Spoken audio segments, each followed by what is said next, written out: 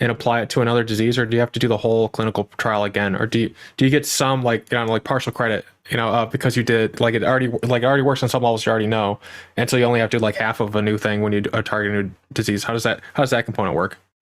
Yeah, so I would say, and just as I mentioned with the platform technology, if the platform technology that you're delivering it in is all the same for two drugs, then the only question for safety, and efficacy is that cargo. And if you have a lot of data around that cargo, how it behaves, and you know exactly how it works in the body, then you can use all of the safety data from the previous study with the platform and apply it to that new program. So definitely can speed things up. Now, I wouldn't say it's going to make it's not going to get rid of all the safety studies. Obviously, you still need to establish safety.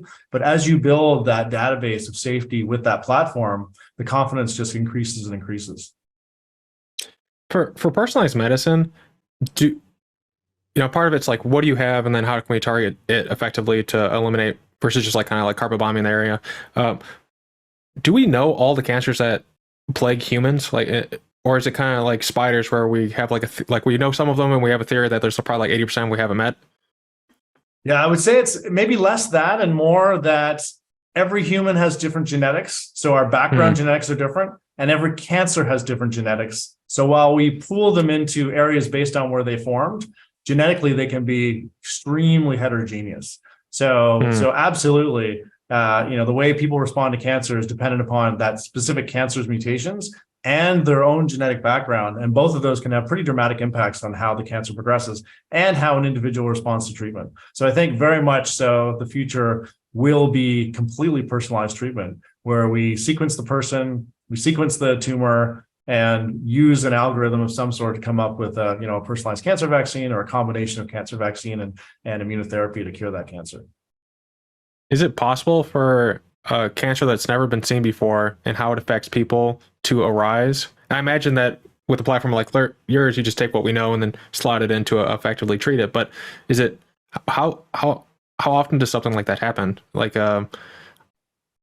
Yeah, so I mean, so we know a lot about cancer, but we're learning something new every day. And certainly with every new high throughput omic technique, we're learning how much we don't know.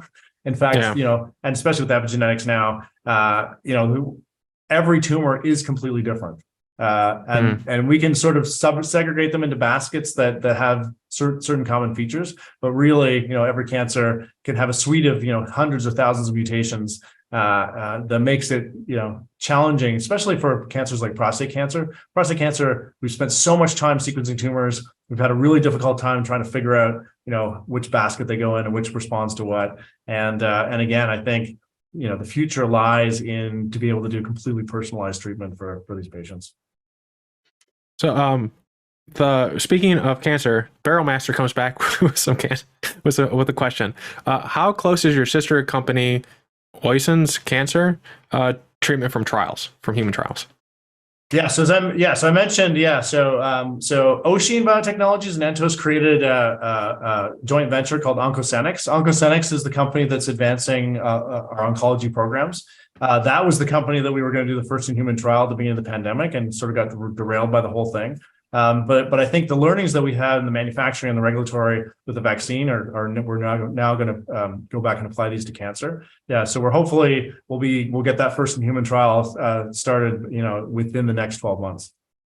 Okay, and then when you build the clinical population that you're going to do your research on, do you spend any time working on the diversity of the population so that that it's applicable to multiple populations? I think that's one of the things that has most concerned me when I've learned more about the personalized medicine, is that a lot of times in clinical trials, they just, they'll grab 50 people, and then sometimes it'll just be like all people from like New England that kind of look like me. And so it's like, and then that drug will be prescribed to people that don't look like me, and then it has a different like profile in terms of how it's used. How do you counteract that so that you have a good population to do a clinical trial with and have data that can be translated to multiple populations? Yeah, I mean, it really depends where you want to tackle that question. I think it's very difficult to tackle that question in the early stage clinical trials. The phase 1 is designed just for safety. So you want to establish that your drug is safe in individuals. With cancer, obviously, you're working with a population that has cancer. We strongly considered doing what's called a basket trial for phase 1. So we'd look at 4 or 5 different cancers in a single phase 1 trial. And that'll give us, at least some idea of whether the technology is, mechanism is applicable to different kinds of cancers. But the demographics is another question. I think it's better answered in phase 3 or even phase 4 post-market approval trials. Okay. Because of course you want to, the key question, especially in phase 2 and phase 3, is does the drug work the way I think it does? And based on that, is it working, better than the competing drugs or whatever the standard of care is?